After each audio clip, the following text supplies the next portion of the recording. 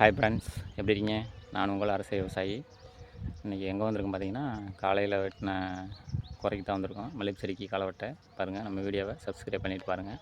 Video பிடிச்சிருந்தா share பண்ணி விடுங்க. விவசாயம் பிடிக்கும்னா சப்போர்ட் பண்ணுங்கள். காலையில் முடிக்க முடியல, அப்புறம் சாரில் காட்டினால குறை கிடந்துச்சு. அதனால் அதை வெட்ட தான் வந்திருக்கோம். பாருங்கள் அப்படின்னு காட்டுறோம்.